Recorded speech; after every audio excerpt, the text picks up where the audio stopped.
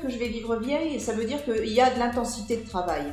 Et puis, il faut que je me réveille vite. Donc, les expériences de mort imminente, je pense que c'était une façon de dire, écoute, on va te réveiller un peu vite parce que t'as pas le temps. Donc, comme ça, tu vas vraiment, vraiment conscientiser, tu vas travailler intensément. Et puis, bah, tu n'auras pas une vie classique. Par contre, à un moment, les compensations, elles vont être intéressantes. Voilà. Par contre, prends pas le melon. T'es comme tous les autres. N'oublie pas, parce que tu vois, Xavier, moi, il y a une chose qui m'a frappée, c'est que tout ce qu'on m'a montré, c'est vrai que c'est extraordinaire pour quelqu'un de lambda ou même quelqu'un qui est sur le chemin de l'éveil ou ce que tu veux, mais ce que je sais, c'est que c'est rien. C'est que moi, tout ce que je vois, c'est quand même toujours à travers un trou de serrure. Tant que je suis incarnée, c'est limité par ce putain de corps. Ma conscience peut-être est vaste, mais je continue d'être une abrutie de service sur plein de trucs. Donc je n'ai pas de prétention, tu vois, voilà. Donc je suis un bon mécanicien, je suis un bon fonctionnaire de la lumière, je regarde dans le moteur, je mets la tête dans le moteur des copains et des copines, et puis on regarde ensemble, et puis je leur apprends à bricoler leur moteur et repartir, à reprendre le chemin tout seul.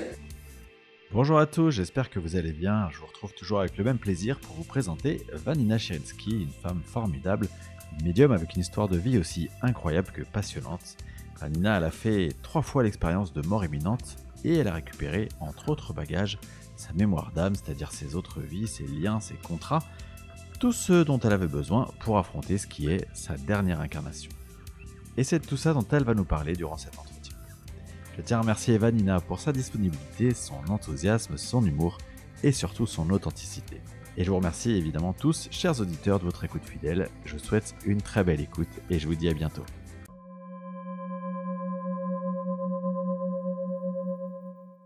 Alors Vanina, bonjour et merci beaucoup d'avoir accepté mon invitation pour ce podcast Entre deux mondes. Vanina, on va commencer. Pour les personnes qui ne te connaissent pas, je vais te demander si tu peux te présenter.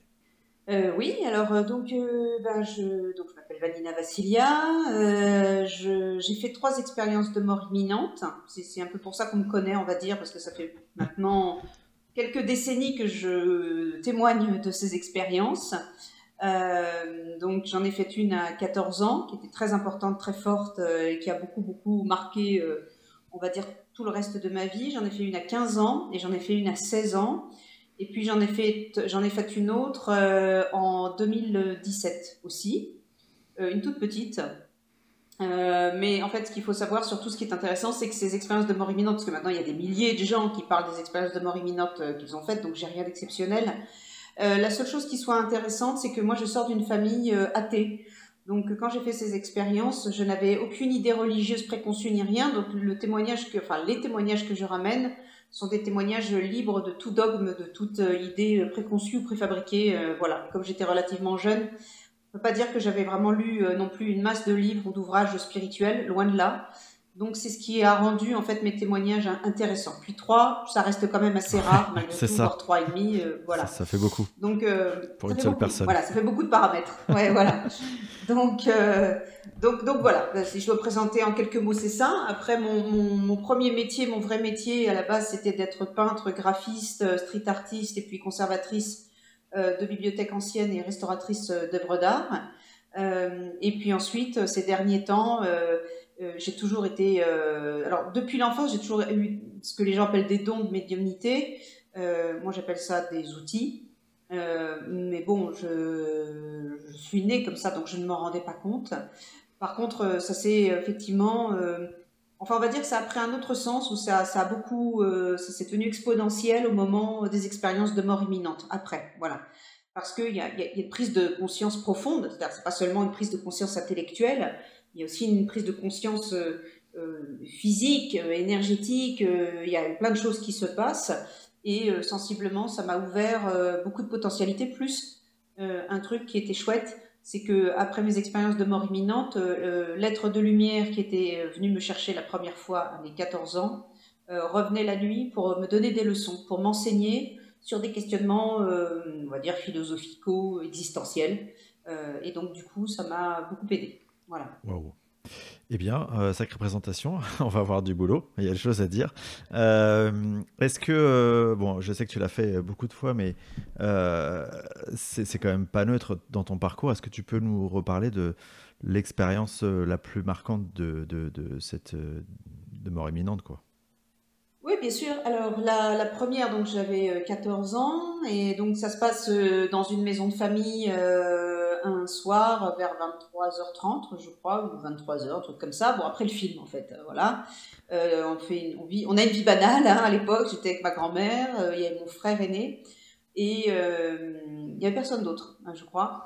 Et je suis même sûre d'ailleurs, parce que, oui, j'en suis même sûre. Bref, donc on était à l'étage en train de regarder le film du soir, et puis ma grand-mère a émis le souhait d'aller boire un dernier café avant de se coucher. Et donc il y avait des grands escaliers qui menaient à un hall d'entrée gigantesque. Et dans ce hall d'entrée était éclairé par un unique lampadaire en fer forgé. Et quand nous sommes arrivés en bas, enfin au milieu d'escalier, nous avons vu que le lampadaire n'éclairait plus, ne marchait plus. Et donc dans ma famille, on est une vieille famille, on va dire un peu à l'antique, c'est-à-dire que c'est pas les enfants rois, on est une famille aristo à moitié, et voilà, donc on éduque les enfants au service des adultes. Et donc je suis descendue en premier, et j'avais un travers, enfin c'était pas un travers, mais j'avais quelque chose que j'appréciais faire quand j'étais petite, c'est que quand j'étais en vacances, je n'aimais pas les chaussures, et j'adorais cavaler pieds nus. Et en fait, ce soir-là, le hall d'entrée est un vieux carrelage ancien et tout souvent très humide. Et donc ce soir-là, j'ai voulu aller épargner à ma grand-mère un effort de se pencher sous l'abat-jour pour voir ce qui se passait. J'ai découvert qu'il n'y avait pas d'ampoule. En fait, dans le logement, où il y aurait dû y en avoir une. Et en fait, j'ai tendu ma main bêtement vers ce logement, mais en fait, je n'ai pas pu résister. Mon doigt a été attiré irrémédiablement, en fait, dans le logement, directement. Donc, je suis restée collée.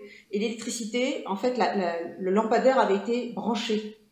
Et donc c'était catastrophique parce que j'étais pieds nus, le carrelage était humide, c'était un lampadaire en fer forgé.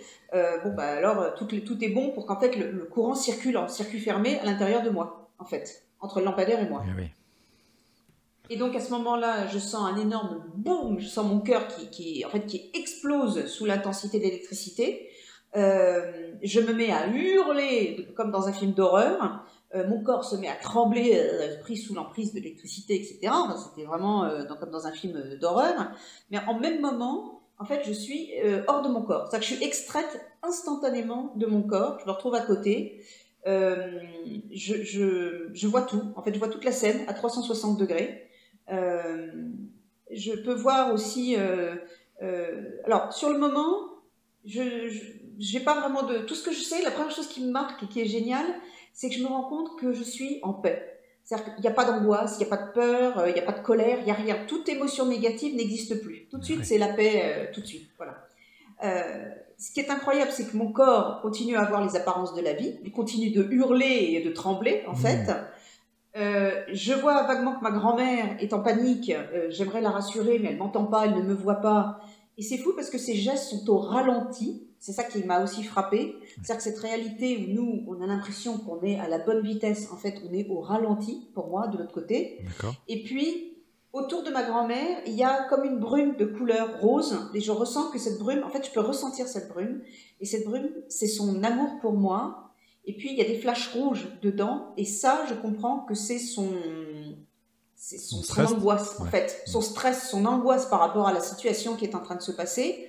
Mais comme elle ne m'entend pas, je ne peux pas lui dire que je vais bien et que ce corps, on en a rien à foutre, qu'il puisse se faire cramer comme une saucisse, c'est pas bien important, vous voyez. Bon, c'est un peu compliqué, tu vois. Bon. Et donc, du coup, tout de suite aussi, je sens une présence sur le côté droit. Alors, je n'ai pas de corps, parce que tout le monde me dit, est-ce que tu te souviens de la forme que tu pouvais avoir, etc. Tout ce que je sais, c'est que je voyais à 360 degrés, c'est-à-dire qu'en fait, je pouvais, si je concentrais ma pensée sur un point, je le voyais net. Et tout ce qui était autour était plus ou moins flou. Mais je pouvais aussi avoir une vue générale. Donc ça, c'était super bien. Et puis, je sens une présence donc, sur le côté droit. Et je n'étais pas encore partie avec... Il n'y a pas de lumière, de tunnel, de je m'élève, etc. Moi, je reste vraiment au ras du sol. On voit vraiment l'esprit de base. La cloche absolue, voilà, la bûche. Ah ben, famille athée, hein, on croit en rien, on restera du sol. Hein, bon, voilà. Bon, mais donc, du coup, il y a cet être qui apparaît, en fait, au milieu du hall, du coup, enfin, sur le côté droit, qui est assez grand, en tout cas, par rapport à moi, je sais pas, on va dire, je fais 1m61. Bon, alors, donc, à côté de moi, il faisait presque 2 mètres, 2 mètres 20, 2 mètres 32 haut, quoi, pratiquement. Et puis, il est rose fuchsia, surtout, et il dégage un amour inconditionnel extraordinaire. Et pendant que je continue de voir, en fait, des choses qui se passent derrière moi, comme mon corps qui continue de hurler, de trembler, ma grand-mère qui, donc, au ralenti, essaye de me sauver, voilà, c'est assez amusant quand même. Eh bien, cet être de lumière me montre, enfin, me demande de porter mon attention un peu plus haut, en fait, au-dessus de moi. Et il y a un écran. Alors, à l'époque, c'est les années 87, je crois, c'est ça. Donc, c'est comme un écran plat, il n'y en avait pas à l'époque. C'est rectangulaire, les bords sont un peu brumeux. Et je vois défiler ma courte vie, mais à l'envers, en rewind. C'est-à-dire qu'on repart au début. Wow. Et par contre, tout ce que je vis, je peux voir les conséquences de mes paroles, de mes actes, etc. C'est-à-dire que je peux voir et ressentir les sentiments des personnes en face de moi en interaction. Et du coup, je suis horriblement déçue de moi-même. Et surtout, ce qui est fabuleux, c'est que je sens que l'être de lumière ne me juge pas. Il est dans un accompagnement, c'est tout. Moi, je suis extrêmement déçue par mes actes. Et je comprends que tout ce que je vis, je dois le vivre à l'aune de l'amour sous toutes ses formes. Et donc, c'est une chose que je n'ai pas exploitée sensiblement au maximum. Alors, souvent, on m'a dit, mais tu n'avais que 14 ans. Mais sauf que quand je suis hors de mon corps, je n'ai plus la conscience d'une enfant de 14 ans. C'est ce que j'allais te demander, voilà. Voilà, j'ai une conscience très, très différente. Déjà, on sent que c'est une autre... Enfin, on est quelque chose d'autre. Déjà, on le ressent. Mais on ne le conscientise pas, parce que ça semble être d'une évidence absolue. Et puis, l'être de lumière me dit, bon, est-ce que tu es prête à partir? Et sur le moment, je réfléchis en disant, 14 ans, c'est un peu jeune quand même. Et puis, tout d'un coup, je me décide, je dis, bon, bah, ok. Et du coup, je sens qu'on commence à faire qu'un, tous les deux, comme si là, on décollait et il m'emmenait. Sauf qu'au même moment, il y a trois choses qui se passent. Je décolle avec lui, ou avec elle, lui, parce qu'il n'a pas de sexe particulier.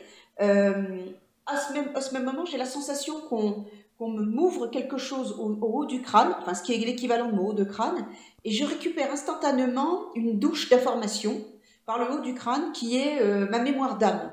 Alors, une mémoire d'âme, qu'est-ce que c'est? Ce que j'explique à chaque fois, c'est qu'est-ce qu'on vient faire là, pourquoi est-ce qu'on est dans cette vie, la vie à quoi ça sert, nos parents, est-ce que c'est nos parents, pas nos parents, non, nos parents c'est pas ça, ce sont des âmes qui s'incarnent et qui jouent le rôle de nos parents dans cette vie-là, mais qui l'ont pas été de toute éternité, donc plein de choses, et comme je le dis souvent, ce sont des informations un peu comme sous la forme d'un zip, c'est-à-dire que c'est d'un bloc, ça me rentre dedans, et un truc aussi très fort, une connexion à quelque chose qui est omniscient, omnipotent. Alors les gens appellent Dieu ou ce qu'ils veulent, je m'en fous parce que ça m'intéresse pas de mettre des mots sur des choses comme ça.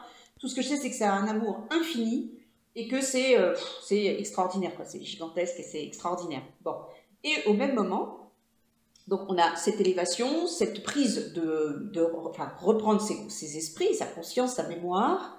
Et au même moment, je vois vaguement que dans le dos, l'action continue de se jouer, en fait, sur la réalité du lampadaire, et mon frère est en train de descendre, en fait, de l'étage où il a entendu le cri atroce, il était en train de dormir, il a entendu ce cri atroce, donc il s'est précipité, je me souviens très bien qu'il portait un slip rouge, je ne pouvais pas le savoir parce que mon corps était à moitié, et puis je tournais le dos en plus, parce que l'escalier était dans le dos et le lampadaire était juste, voilà, j'étais dos à l'escalier, je ne pouvais pas voir mon frère. Et je me souviens que... surtout, ce qui m'a frappé, c'est qu'en fait, il y a deux, avec ma grand-mère, ils ont essayé de me décoller. Alors, c'est super dangereux. Il y a une personne, il n'y a pas longtemps, qui a écrit, je me souviens, en dessous d'une vidéo où j'avais témoigné, mais la personne, elle aurait dû rester collée, c'est pas possible qu'elle l'ait sauvée comme ça. Sauf que si, parce que ma grand-mère, à l'époque, portait encore des semelles de type années 70, et des semelles en crêpe très épaisses. Et donc, elle a pris ma main, elle l'a arrachée, et donc, elle n'a pas été électrocutée. C'est vrai que c'était très dangereux ce qu'elle a fait.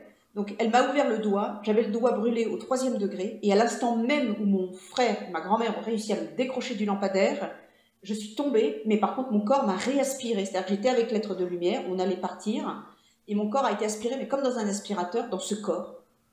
Et ce corps était devenu pour moi cadavérique, c'est-à-dire quelque chose de très rigide, de froid.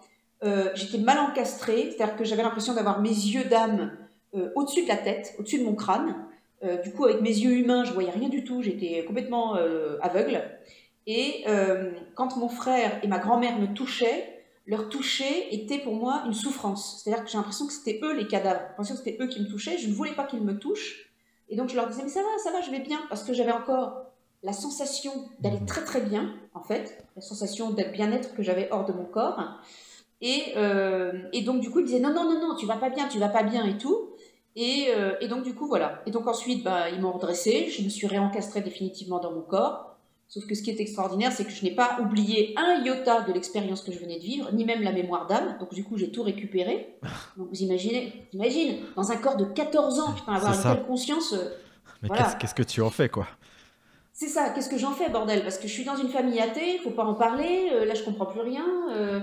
Bon, et puis j'ai une famille un peu efficace, c'est-à-dire que bon, il devait être à peu près, je sais pas, avec tout ça, il devait être à peu près minuit, pas loin de minuit. Mon frère va chercher un verre de whisky. Il me prend le doigt qui est cramé, donc au 3e degré, il me le trempe dans le verre de whisky, il m'enfile un autre à boire, et allez, hop, au pieu. On met la main dans un espèce de chiffon et on va se coucher. Ok. D'accord. Bon, moi je veux bien, hein, mais voilà. Et donc le lendemain, rien. Le lendemain, moi je me retrouve comme une conne avec tout ça. D'abord, toute la nuit, il y a un truc je me souviens, qui m'a un peu traumatisée, c'est qu'en fait mon corps est comme un enregistreur, comme si toutes les cellules avaient enregistré le son de l'accident. Et donc, toute la nuit, quand je m'endors, j'entends mon hurlement. Ce qui me réveille, c'est mon hurlement. Par contre, je me réveille et je me dis, qu'est-ce que je vais faire avec tout ça, quoi? Parce que tout d'un coup, c'est un autre monde. Et donc, le lendemain, on m'envoie chez le médecin, quand même, malgré tout. Sauf que le médecin, très malin, ne fait aucun examen, électroencéphalogramme, électrocardiogramme, rien du tout. Juste, elle constate qu'effectivement, j'ai le doigt cramé. Elle me fait un pansement, de la gaze, un espèce de truc graisseux pour les brûlures, et puis en avant Guingamp, hein, c'est pas grave. Et puis voilà, mais sauf que moi après, avec les jours qui suivent, j'ai une autre conscience, c'est-à-dire que j'ai gardé ma conscience de l'autre côté, quoi. Mais oui, parce que quelque part, on se dit que t'es toujours cette fille de 14 ans, et c'est comme si d'un coup, t'as pris 30 ans. Oh même plus que 30 ans, parce que quand on se souvient de ses vies antérieures, qu'on a été un homme, qu'on a eu des enfants, Oui. C'est une conscience qu'on comprend. Parce que quand tu dis que tu as une conscience comme ça élargie, tu récupères quoi comme information concrètement? Concrètement, en fait, tu récupères tout ce que ton âme... Enfin, il y a des choses qui ne sont pas conscientisées et qui vont se conscientiser au fur et à mesure du temps. Quand je parle d'un zip, c'est vraiment ça, parce qu'un zip, ça se dézippe. Mais quand tu as le zip au début, c'est une tonne d'informations hyper concentrées. Tu ne peux pas avoir accès à une seule. Et tu sais que tu as un bloc d'informations. Eh bien, là, on me dézippe des morceaux au fur et à mesure des semaines, des jours, des semaines, des mois, des années, en fait. Mais j'ai une ultra-conscience. C'est-à-dire que j'ai une conscience que... Alors, j'ai compris, par contre, tout de suite que mes parents, c'était pas mes parents. Alors, l'autorité, du coup, parentale, c'est poubelle, voilà, c'est foutu. Mais par contre, du coup, je reconnais certaines âmes avec qui j'ai déjà partagé des choses dans d'autres vies, donc du coup, je les respecte plus, je les aime plus aussi, d'autres encore moins. C'est un peu compliqué. Et puis par contre, il y a aussi effectivement des vies antérieures, des bribes de vie antérieure, des sensations que j'ai déjà vécues. La sensation d'être en fait un très très très vieux monsieur, très vieux et très âgé. Ce qui est assez étonnant, c'est que quand j'avais 9 ans, je me souviens que ma tante, une de mes tantes, qui voulait être donc ordonnée première femme lama de France. Et elle avait un maître qui était un proche du Dalai Lama, qui était un vieux tibétain. Et j'avais été chez ma tante pendant les vacances, et puis catastrophe, elle devait aller voir son maître vite fait, et puis elle savait pas quoi foutre de moi, alors elle me dit, écoute, tu te mets dans un coin, puis tu disparais, hein, surtout que le maître te voit pas, parce que c'est une audience privée pour ses disciples, et donc pas toi. Et puis donc je me planque dans un angle et tout, et je me souviens qu'au bout d'un moment, ce monsieur était très âgé, très fatigué, et il voulait retourner au Népal pour finir sa vie, il avait reçu le message qu'il allait bientôt partir, et il me voit, alors là, on prend de bas de combat. Et puis, il parle pas un mot de français ni d'anglais, donc il ordonne en tibétain que je m'approche. Donc on me dit, attention, pas plus haute que le maître. Alors je rampe jusqu'au lit, je m'assieds en tailleur devant son lit, il ordonne je me souviens, à la traductrice de traduire. Il me pointe du doigt en rigolant à moitié, parce qu'il était très gentil avec moi, et il dit, ouh là là là là, très vieille âme, très fatiguée, et courage, c'est la dernière. Pour dire que c'était ma dernière vie. Bon, oui. Donc ça, c'était déjà étonnant. Et bizarrement, donc la première expérience rejoint ce ressenti d'être une très vieille âme, d'être effectivement très fatiguée, et c'est là où les emmerdes commencent, parce que du coup, en se souvenant de ça aussi, on a moins d'entrain et moins d'enthousiasme à la vie, on est moins inconscient. Ouais. Est-ce que, excuse-moi, je te coupe, mais est-ce que à l'âge que tu as aujourd'hui, donc avec tout le parcours, tout le recul que tu peux avoir, est-ce que tu te dis, tu comprends le sens d'avoir récupéré toutes ces infos? Est-ce que ça, tu vois, le puzzle, il s'est complété aujourd'hui? Oui, surtout que de toute façon, j'ai pas eu trop le choix parce que l'année d'après, j'en ai refait une autre à la suite d'une maladie où l'être de lumière est revenu me chercher au pied de mon lit. Et puis l'année d'après, j'en ai refait une autre. Alors cette fois-ci, il n'y avait pas d'être de lumière. On m'a forcé à faire un jeu du foulard parce que tout le monde me trouvait bizarre dans une nouvelle école et que le jeu du foulard a mal tourné. C'est un jeu où on te force à t'étouffer en fait pour tomber évanoui. Et c'était un bizutage en fait, voilà. Et je savais très bien que c'était ridicule, mais moi je m'en foutais. La mort ne me faisait plus peur aussi. Ça c'est un truc quand même. 14, 15, 16 ans, ne plus avoir peur de la mort. Je veux dire, Oui. c'est une drôle de façon de C'est vivre, pas hein. commun. Pas très commun, non. Et puis se sentir comme un vieux grand-père fatigué aussi, c'est pas très commun. C'est l'âge où on aime aller faire des brinques, c'est l'âge où on aime picoler, c'est l'âge où on aime sortir avec des gens. Moi, je m'en foutais, ça m'était complètement égal, je m'en foutais complet. Euh, donc c'est ça aussi qui est intéressant. Euh, et ces expériences aujourd'hui font sens parce que d'abord ça fait sens aussi parce qu'il y a toute une suite logique. Ensuite, des informations sont revenues par des personnes extérieures, des personnes même certaines fois que je n'ai pas connues, comme cette information de dire que c'était ma dernière vie aussi. Ça m'a été redit encore 5 fois après la première fois, cinq fois après la première fois par Pao Rinpoche. Des gens complètement inconnus, des gens que je n'ai jamais rencontrés, parfois des gens qui sont une personne qui est devenue une amie, mais sinon des étrangers comme une dame dans un supermarché quand j'achetais des petits pois et qui m'a dit écoutez c'est extraordinaire, j'ai jamais rencontré une personne qui n'avait plus de karma, c'est votre dernière existence, est-ce que vous le savez? J'ai dit bah écoutez oui oui on me l'a dit vaguement mais bon. Voilà. Et puis une autre fois, une autre personne, une dame aussi, au milieu de 200 personnes à une conférence où m'avait traîné ma sœur. Et à la pause, elle m'a attrapée en disant «Eh, vous là?» Je me suis retournée, elle me dit «Ah, vous avez gâché ma conférence, il y a tellement de lumière autour de vous et on me demande de vous dire un truc, c'est que c'est votre dernière vie, alors maintenant que c'est dit, j'espère que je vais avoir la paix.» Alors moi, je dis «Mais je comprends rien, si vous voulez, je vais derrière vous, comme ça je vous emmerde plus et tout ça.» Mais non, vous n'y comprenez rien, vous, décidément. Alors bon, je me suis fait engueuler. Euh, et puis encore une autre fois, alors là c'était très étonnant, une amie ukrainienne qui était partie faire un stage de yoga, elle a rencontré une jeune femme donc en Géorgie, elle rencontre une jeune femme là-bas, elles deviennent amies. La jeune femme sensiblement a des dons ou je sais pas quoi, et elle lui parle de moi alors que jamais c'était venu à mon amie de lui parler de moi. Elle lui dit que j'ai fait une femme qui est plus âgée que toi, qui a fait une expérience étrange, etc., qui connaît la mort, que c'est bien ma dernière vie, tu lui diras bien que c'est sa dernière vie, et tu lui diras bien qu'elle n'a pas voulu descendre, que c'est vraiment par devoir qu'elle descend. Et bien, parce que moi, c'est ce que j'ai toujours dit. Bon. Parce que dans le zip, on m'a rendu cette conscience-là, que je ne suis pas descendue de mon plein gré, genre youpi, je descends, c'est la fête. Non, pas du tout. Je suis descendue par acquis de conscience, par devoir. C'est-à-dire que j'ai récupéré une mémoire où les êtres guides me disent on te laisse le choix, tu es une personne, tu es une âme raisonnable, on sait que tu feras le bon choix. Et le litige était dans cette idée que je ne voulais pas redescendre en tant que femme. J'ai horreur d'être une femme. J'avais tellement souffert dans les autres vies de femmes que là, tout ce que vous voulez, mais pas en tant que femme. Bon. Et ils m'ont dit, mais t'inquiète pas, si tu redescends en tant que femme, tu seras une femme forte.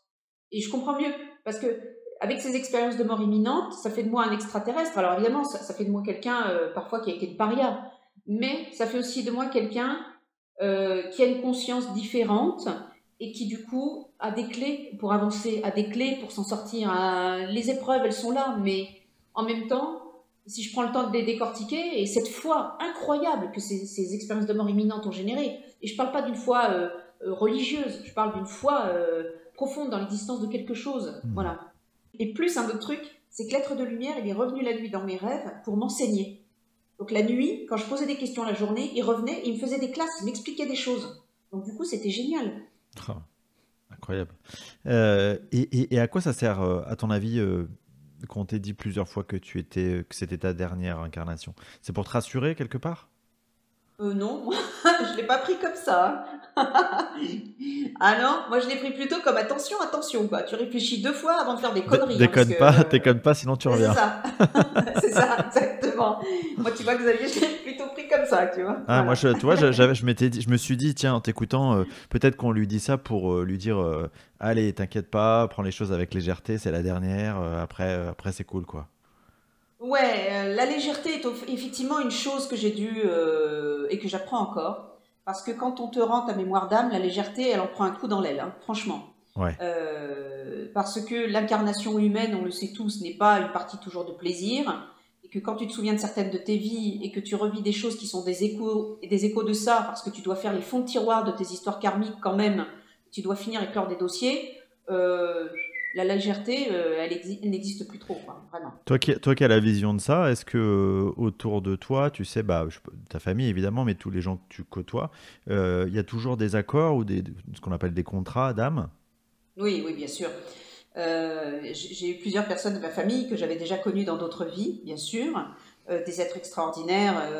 Alors, j'ai eu une chance incroyable de les avoir dans ma vie. Ce qui est un peu triste aujourd'hui, c'est qu'il y a un peu une peau de chagrin parce que du coup, ce sont tous ces êtres-là qui ont disparu. Donc, en fait, j'en ai deux, quatre et cinq à peu près, qui sont des personnes qui ont été très importantes et qui m'ont accompagné beaucoup en fait dans ce parcours. Et ces 5 personnes sont toutes parties, dont deux là en fin et début d'année, en toute fin et début d'année. Donc, oui, ce sont des contrats d'âme, mais même avec les gens avec qui ça se passe très très mal, ce sont des contrats d'âme. Ce sont mes professeurs en négatif, c'est comme s'ils étaient une enclume et le marteau, et moi je suis le morceau de métal qui se fait forger là. Ouais, ouais, ouais. Et ça peut être des contrats, ça peut être quelque chose de plus banal. Je sais pas, par exemple, quelqu'un que tu rencontres une seule fois dans ta vie à un moment donné, 30 minutes, mais c'est 30 minutes de discussion intense et tu vois, et tu le vois plus. Ou est-ce que c'est quand même quelque chose de suivi dans le temps? Non, en général, les contrats d'âme, pour moi, j'ai remarqué, hein. Après, je ne dis pas que j'ai. Alors, il y a une chose aussi que je dois dire, c'est qu'attention, tout ce que je raconte, c'est mon expérience, c'est ma vérité. Je ne prétends en rien que c'est la grande vérité, hein. Attention. Voilà.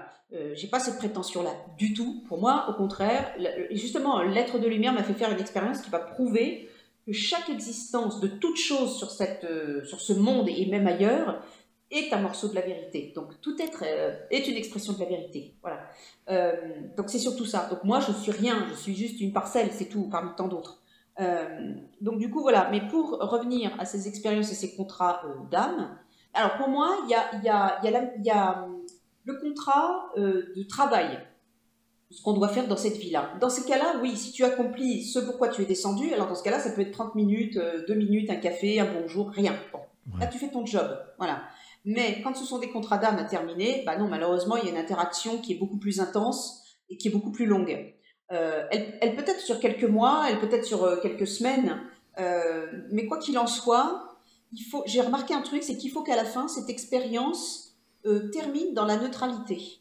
C'est-à-dire il faut qu'il y ait quelque chose. Tu sais, les bouddhistes n'arrêtent pas de parler Une du sorte fait qu'il ne faut d'équilibre. pas. Voilà. Alors, bon, moi, je ne crois pas pour moi en tout cas, je suis une mauvaise élève, hein, d'accord. Donc moi, je ne crois pas que j'aurais pu l'apprendre théoriquement en faisant une pratique. Pour moi, je l'ai appris malheureusement, et peut-être heureusement parce que ça va plus vite, du coup je l'inclus vraiment, à coup de pompe dans le cul, en vivant l'expérience.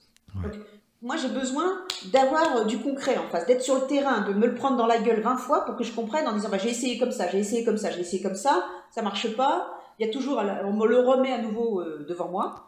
Donc ça veut dire qu'il faut la neutralité, la voie du milieu, dépassionner le rapport, et même des fois rendre son paquet à la personne en disant ça y est, j'ai compris comment ça fonctionne, toi tu es toujours dans la passion et dans la colère ou au contraire dans l'obsession, ben moi j'y suis plus. Donc tu te débrouilles avec ton paquet et moi c'est terminé, tout va bien, je suis zen. Hmm. Ouais. Et dans ta médiumnité, alors, est-ce que bon, ces expériences, elles ont quelque part amplifié, tu le disais tout à l'heure, tes capacités, tes perceptions. Euh, Concrètement, comment ça se passe quand toi tu rencontres des gens? Est-ce que quel degré d'information tu peux avoir sur ces personnes? Comment ça se matérialise pour toi? Alors, Alors, c'est de deux façons, enfin de plusieurs façons même. Alors, d'abord, il n'y a pas que les personnes, il y a aussi les lieux. C'est-à-dire que quand je vais dans des lieux, je les ressens.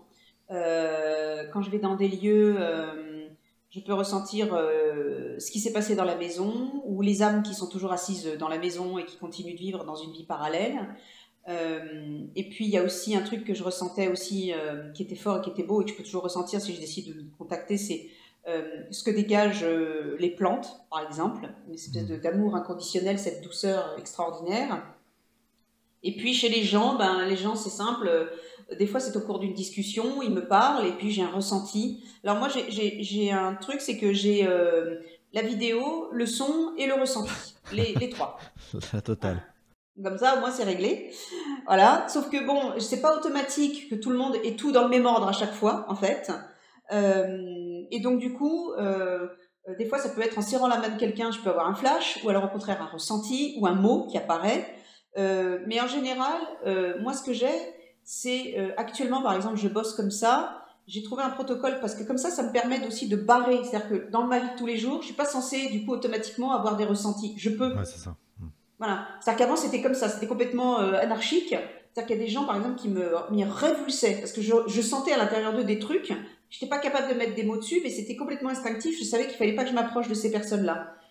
Et puis après, j'ai travaillé 7 ans en prison, en milieu carcéral chez les hommes, j'étais intervenante en art plastique, et donc des fois, il m'arrivait d'avoir des flashs, de ressentir ce qu'ils avaient fait, vu, ou, etc. Mais je n'ai jamais eu le moindre jugement, parce que je me concentrais toujours sur leur étincelle de lumière à l'intérieur. Et pour Hmm. moi, je n'avais pas de pitié pour eux, j'avais de la compassion, parce que pour moi, c'était des âmes qui étaient doublement en prison. C'est-à-dire dans l'illusion et dans leur corps, et en prison en plus. Ouais. Donc, en fait, c'est une façon, la médiumnité, aujourd'hui, je m'en sers par exemple quand je fais mes consultations, où je demande juste le prénom et la date de naissance. Je ne fais pas de numérologie, je ne fais pas d'astrologie. La date de naissance, pour moi, prend un sens symbolique et surtout mes guides m'envoient des tas d'infos. C'est comme Hmm. le cadenas qui ouvre le placard à archives de la personne. Et tout de suite, Ouais. boum, ça déboule.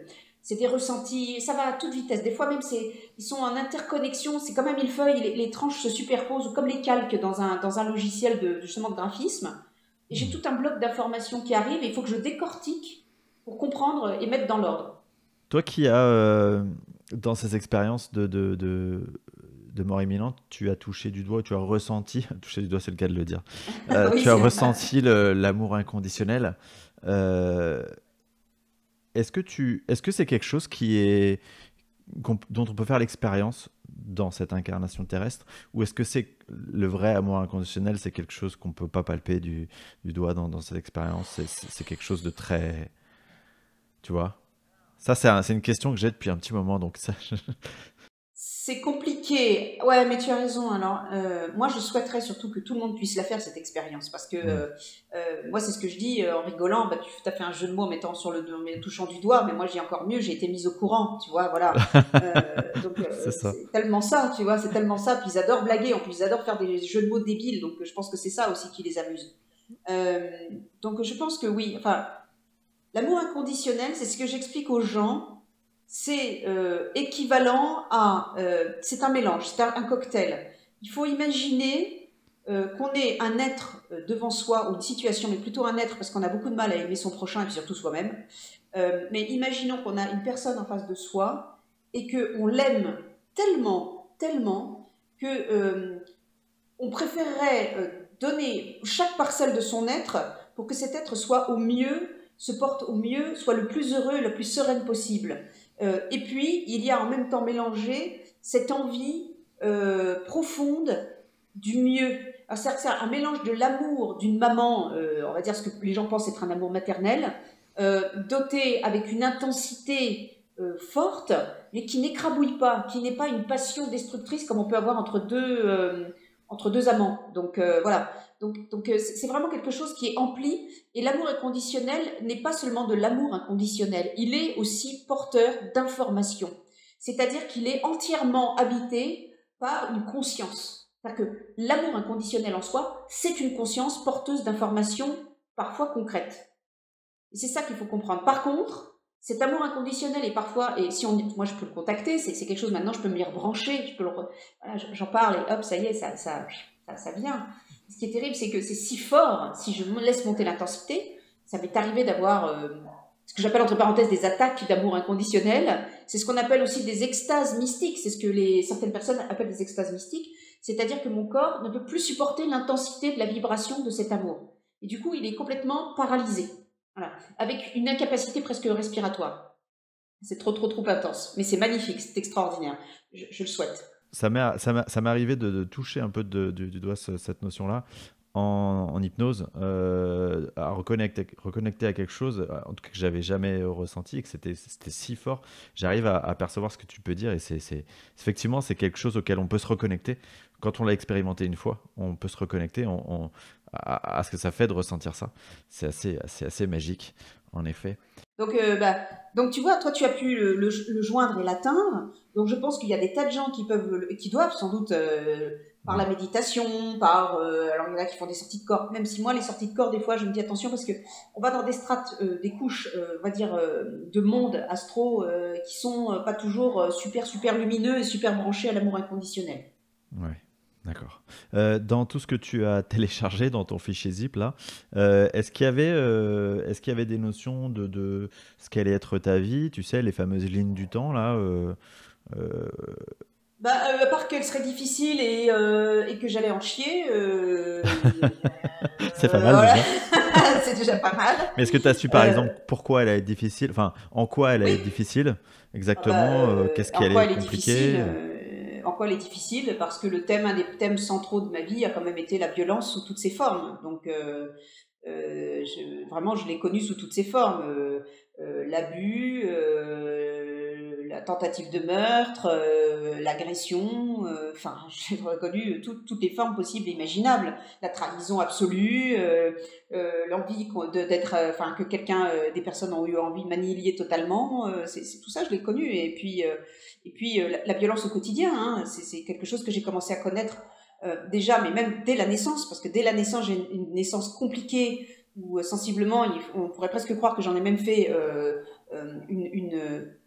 une cinquième d'expérience de mort imminente, parce que je suis née avec le cordon ombilical enroulé 7 fois autour du cou, je suis née bleue comme un schtroumpf, j'ai failli tuer ma mère, elle savait même pas que j'étais une fille, elle a commencé à hurler, vite, dépêchez-vous, elle est en train de mourir, et elle a commencé à tomber évanouie, moi j'étais en train de crever dans son ventre, le médecin en panique a insulté l'infirmière parce qu'elle s'était pas réveillée avant, parce que ma mère arrêtait pas de dire qu'elle commençait à se sentir pas bien, et du coup le médecin a dû rentrer à l'intérieur de ma mère avec un scalpel pour couper le cordon parce qu'on pouvait même plus faire de césarienne, c'était trop tard. Bon, alors, ça commence super bien, c'est-à-dire que déjà l'arrivée est vraiment chaotique.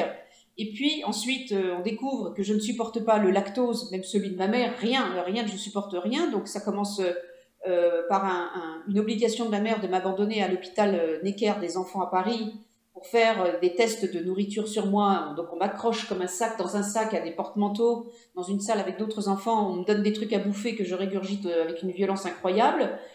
Tout ça on nettoie au jet, puis on me laisse pendre là jusqu'à la prochaine heure où je vais bouffer.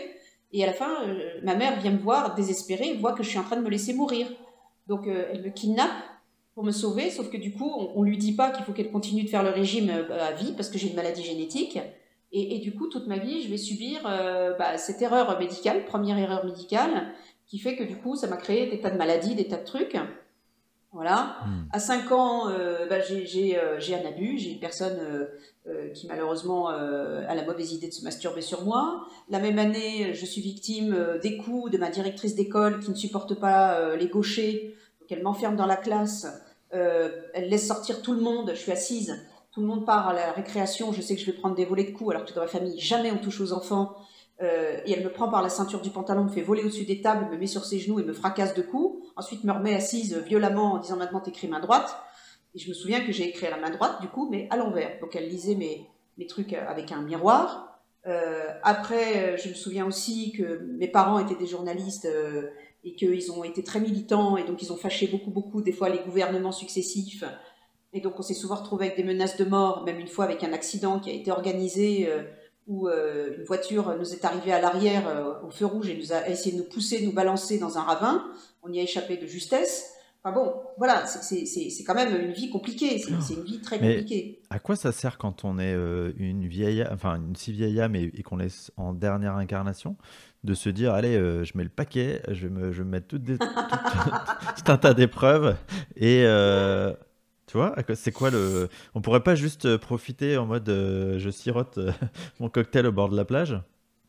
Ben non, parce qu'en fait, moi, j'avais des fonds de tiroir à régler, des vieilles vies, des vieux karmas, des vieux trucs. Donc tu décides de tout Tout, faire en une seule vie, quoi. C'est ça. oui, c'est ça. C'est-à-dire de dire, bon, allez, c'est des petits bouts, des petites parcelles, donc il y a beaucoup de travail. Ça veut pas dire que je vais vivre vieille, ça veut dire qu'il y a de l'intensité de travail. Et puis, il faut que je me réveille vite. Donc, les expériences de mort imminente, je pense que c'était une façon de dire, écoute, on va te réveiller un peu vite parce que t'as pas le temps. Donc, comme ça, tu vas vraiment, vraiment conscientiser, tu vas travailler intensément. Et puis, bah, tu n'auras pas une vie classique. Par contre, à un moment, les compensations, elles vont être intéressantes. Voilà. Par contre, prends pas le melon, t'es comme tous les autres, n'oublie pas, parce que tu vois, Xavier, moi, il y a une chose qui m'a frappée, c'est que tout ce qu'on m'a montré, c'est vrai que c'est extraordinaire pour quelqu'un de lambda ou même quelqu'un qui est sur le chemin de l'éveil ou ce que tu veux, mais ce que je sais, c'est que c'est rien. C'est que moi, tout ce que je vois, c'est quand même toujours à travers un trou de serrure. Tant que je suis incarnée, c'est limité par ce putain de corps. Ma conscience peut-être est vaste, mais je continue d'être une abrutie de service sur plein de trucs. Donc, je j'ai pas de prétention, tu vois, voilà. Donc, je suis un bon mécanicien, je suis un bon fonctionnaire de la lumière. Je regarde dans le moteur, je mets la tête dans le moteur des copains et des copines, et puis on regarde ensemble, et puis je leur apprends à bricoler leur moteur et repartir, à reprendre le chemin tout seul. Je ne veux pas être non plus un gourou, un truc. Je prends pas la tête. Je suis pas là à dire oui, je vais vous éclairer, je vais vous mener sur le chemin, je vais vous former. Non, c'est pas mon job dans cette vie-là. J'en ai rien à foutre. D'abord, chacun fait ce qu'il veut. Après, chacun fait ce qu'il veut. Par contre, chacun aussi se regardera en face à la fin de sa vie, hein, parce que prendre en charge des âmes, se prendre pour un gourou et mener tout le monde et les exploiter, c'est une autre histoire. Mais dans cette vie-là, on me l'a proposé en plus, figure-toi, une fois. On m'a proposé de prendre la tête d'une communauté et de devenir gourou. Je m'en souviens très bien. Je suis restée sidérée. J'ai dit, vous rigolez, c'est une blague? On m'a dit, non, pas du tout. On a besoin de quelqu'un. On sent que toi, tu es pénétré par quelque chose de sacré, de divin. Est-ce que tu ne veux pas nous mener? On a décidé de te choisir. Je dis, mais enfin, excusez-moi, je suis super touchée, mais moi, c'est pas possible, quoi, sans blaguer. C'est quoi cette blague? C'est pour ça aussi que j'ai un peu mauvaise presse, on va dire, dans un certain milieu.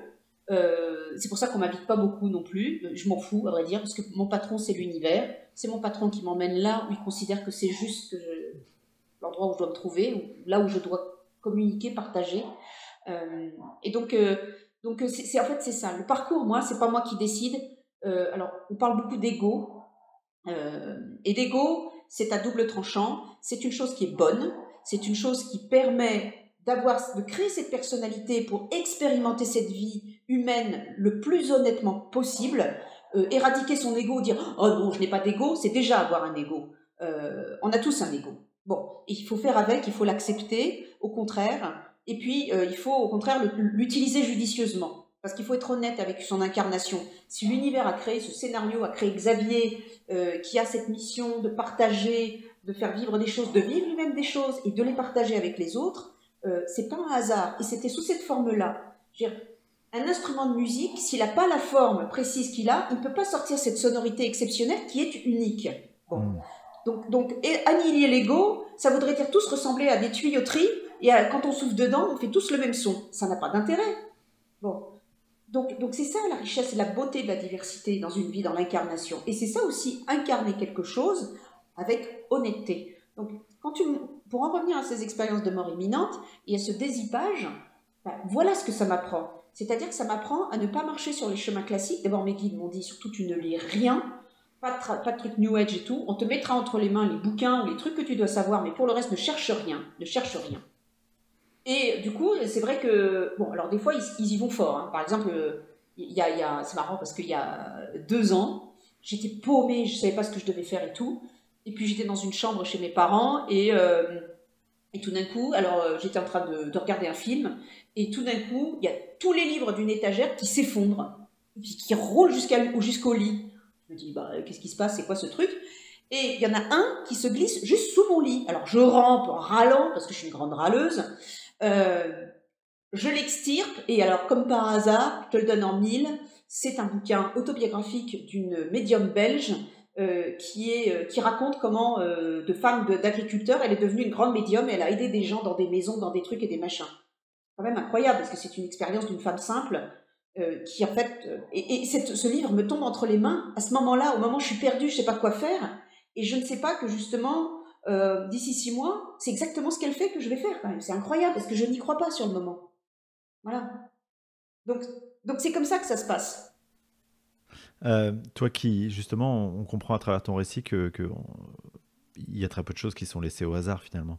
Toi qui as téléchargé tout ça, toutes ces infos, euh, quelle est la place finalement de la petite marge de manœuvre qu'on a, le fameux libre arbitre là, dans tout ça? Alors, ça, c'est une question passionnante. Moi, j'adore quand on me pose cette question, puis là, tu l'as bien choisi, vraiment. Je vais te dire, c'est simple. J'ai compris un truc pour le libre arbitre, et je le redis à nouveau, ce n'est pas la vérité, c'est juste qu'on m'a fait expérimenter.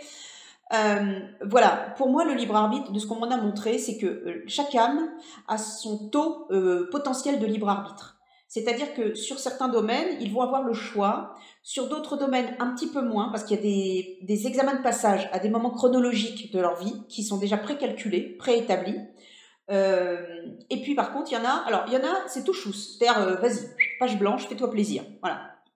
Expérimente tout ce que tu veux, il n'y a pas d'erreur, il n'y a pas de raté, il n'y a rien. Il faut que tu expérimentes un truc. Il y en a d'autres, c'est 50-50, d'autres c'est 20-70, enfin bon, bref, etc., etc.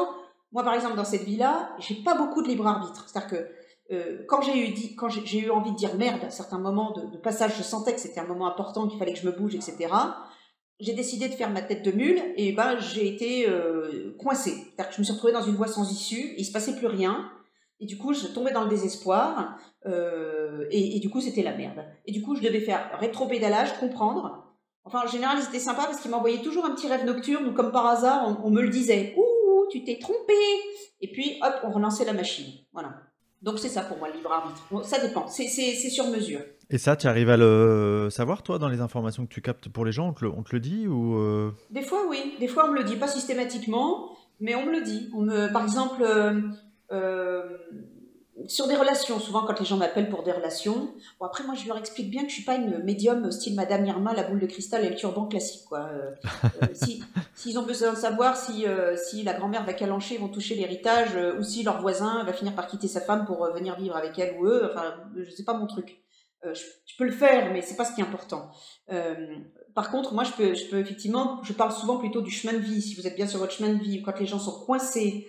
Je peux parler des vies karmiques, du karma, de ce qui se passe, pourquoi quelqu'un, par exemple, subit telle épreuve dans cette vie-là, pourquoi c'est récurrent, est-ce qu'ils vont s'en sortir, est-ce qu'il y a des moyens de s'en sortir, est-ce qu'ils ont le libre arbitre sur cette expérience ou pas. Par exemple, un jour, j'ai eu une histoire avec un couple et une jeune femme était désespérée parce qu'elle sentait que son compagnon allait la quitter. Et ce qui était terrible, c'est que quand j'ai regardé sur ce domaine-là, sur cette expérience-là, elle n'avait pas le choix. C'est à lui de faire le choix. C'était lui qui devait faire l'expérience du libre arbitre sur ce moment-là, sur cette expérience-là. Ah ouais. Et Wow. ça, c'était terrible de lui annoncer ça, parce que je savais que le mec était très hésitant et j'allais pas garantir qu'il décide de rester avec elle. Hmm. Eh ouais. Mais il avait le Et, choix. et qui te donne ces infos du coup? Est-ce que, enfin, tu vois, à quoi tu te connectes pour obtenir ces informations pour les gens? Alors, en général, ce sont mes guides, en fait. Alors, moi, j'ai D'accord. découvert que j'avais 5 guides avec moi, en fait. J'ai un garde du corps qui est là avec moi depuis toujours, qui est une âme très ancienne, avec qui j'ai eu beaucoup de vie, avec qui on a un lien très très fort, on est très connectés. Ensuite, j'en ai un qui est très sévère, c'est celui qui un peu chapeaute mon parcours, qui vérifie que je fasse pas trop de conneries. Euh, Ensuite, j'ai un autre guide qui a été ma femme dans une autre vie au 17e et qui est un être exquis que j'adore et que j'ai tellement aimé dans cette autre vie. J'étais tellement fière d'avoir cette femme. Et puis bon, ça n'a pas duré longtemps parce que j'ai été tuée. Après, j'en ai 2 autres. Et ça fait un peu comme un jacquemart. C'est-à-dire ces espèces d'horloges là avec les automates, ça tourne. Selon les situations, c'est les uns ou les autres qui viennent. Par contre, depuis que j'ai perdu, par exemple, mes 2 grands-parents paternels, qui étaient radiesthésistes, je sais qu'ils m'aident infiniment. Depuis que j'ai perdu aussi ma mère et ma tante, qui était cette femme qui voulait être ordonnée première femme là-bas de France, je sais aussi qu'elle m'aide infiniment. J'ai une grand-mère aussi qui est rigolote, l'autre grand-mère russe, la grand-mère maternelle qui est marrante, qui de temps en temps vient maintenant, elle peut faire des efforts. Pendant longtemps, elle est restée coincée dans une espèce de strate où elle n'avait pas la possibilité d'avoir une réaction. Puis là, elle s'est décidée enfin à bouger, donc maintenant on peut enfin à nouveau avoir une interaction. Donc en fait, j'ai toutes ces aides, plus en face il y a une collaboration entre les guides de la personne et les miens. Voilà. Et puis, quand c'est pour les défunts, parce que des fois je fais du contact défunt aussi, il y a des défunts qui viennent me parler, là, c'est les guides de la personne défunte qui viennent me dire si j'ai le droit d'avoir accès à eux ou pas, et dans quelles conditions. Des fois, c'est directement, je parle directement à la personne défunte, et des fois, c'est comme un secrétaire qui vient et qui se représente en disant, voilà, je représente telle personne ou un avocat, je viens parler du dossier, donc qu'est-ce que vous voulez savoir? Et puis après, c'est terminé. Voilà. Quand c'est comme ça, les défunts, toi, tu les vois aussi ou En fait, je les ressens, je les vois et je les entends. Alors, les Ouais, voir, j'explique ce que c'est, la vision, en tout cas, ma vision médiumnique à moi. C'est pas que tout d'un coup, ils apparaissent. C'est pas un mirage, c'est pas comme ça chez moi. Chez moi, c'est plutôt une réalité mentale qui ouais, ton s'interpose écran mental, totalement. c'est ça. Voilà. Donc, du coup, je vois plus rien, je ne vois que cette réalité-là. Et l'être donc défunt communique avec moi, autant par des ressentis que par ces images qui superposent. Tout est mélangé ensemble, plus le son, plus des Ouais. mots. Par exemple, il n'y a pas très longtemps, j'ai été dans un château, j'ai un ami photographe que j'aime beaucoup, et c'est lui qui m'a remis à nouveau en selle par rapport à ça, connecter dans les maisons, aller aider les âmes dans les maisons, parce que moi je nettoie pas les maisons, j'aide les âmes dans les maisons. Et donc on est allé dans une maison, il m'a montré une photo, et sur la photo je lui ai dit, il y a une femme, il y a une histoire de pendu, de quelqu'un, d'un homme pendu. Bon. On est allé dans ce château, les propriétaires avaient accepté qu'on y aille. Lui, il faisait les photos en chambre noire, un peu à l'ancienne, caméra obscura et tout. Il a un projet en tête, bon. Et il m'enregistre. Parce qu'en même temps, moi, je canalise le truc, je vis le truc. D'habitude, je suis, comment dirais-je, je suis en conversation, mais je ne suis pas happée par l'être, je ne rentre pas à l'intérieur, quoi. Et cette fois-là, on arrive, et il y a la femme que je rencontre, effectivement, une femme qui a vécu au 16e, qui me raconte sa vie, etc. Et au bout de la conversation, moi j'avais zappé le pendu, et là, au bout de la conversation, elle me dit, oh, s'il vous plaît, allez voir l'enfant, le petit garçon qui pleure au grenier. Je ne suis pas dans la même strate réelle que lui, de la même dimension que lui. Je l'entends et je ne peux pas aller le voir. Moi, je ne peux pas atteindre cet endroit-là. S'il vous plaît, allez faire quelque chose, que ces pleurs me sont insupportables. Alors, on est monté au grenier. J'ai été attirée irrémédiablement vers le fond du grenier. Et sauf que là, j'ai été happée, mais vraiment happée.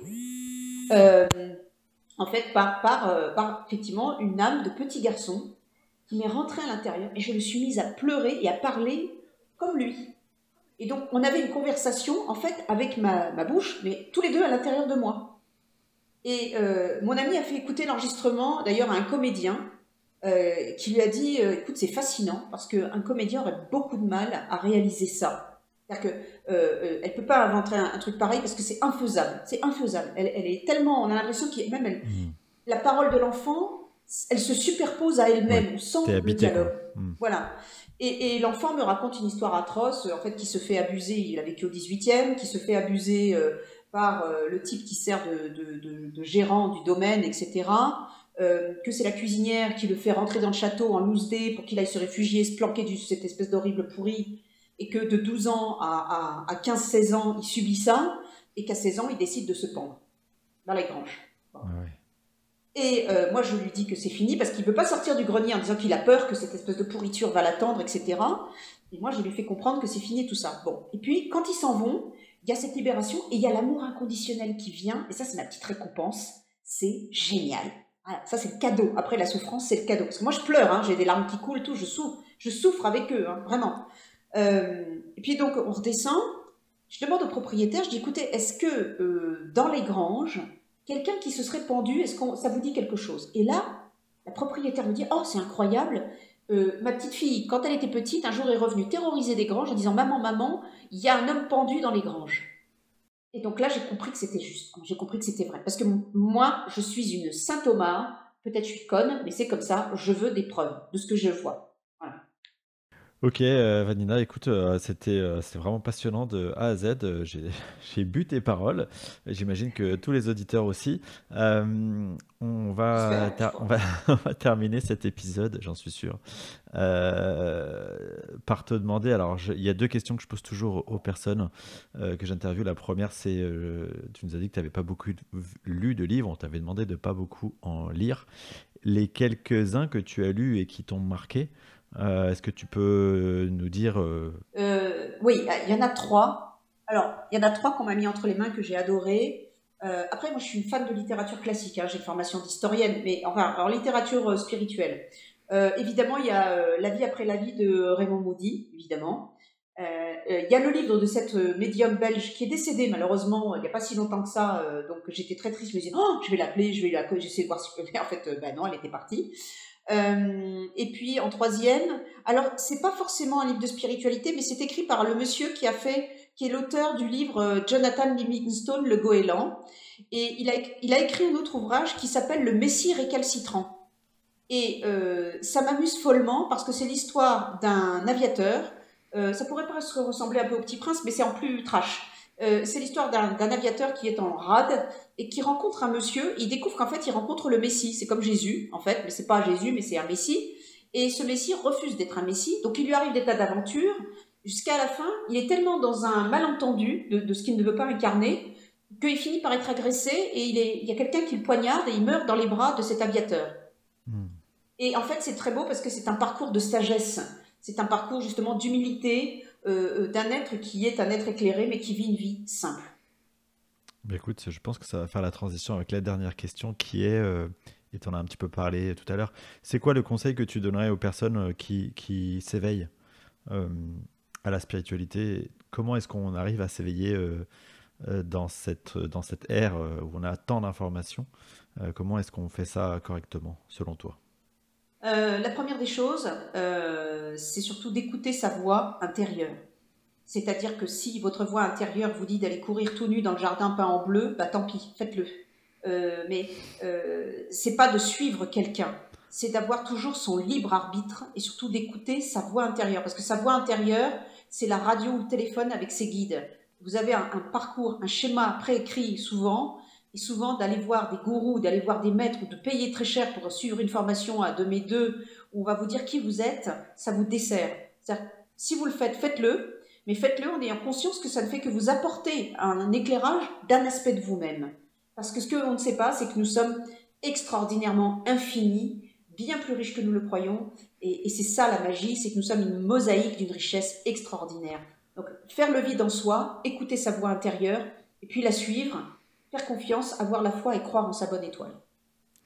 Waouh, super. J'ai rien à rajouter. Merci encore à toi, Vanina. C'était vraiment merci à toi, Xavier. super Merci moment. infiniment. Et merci à tous les auditeurs pour votre écoute fidèle.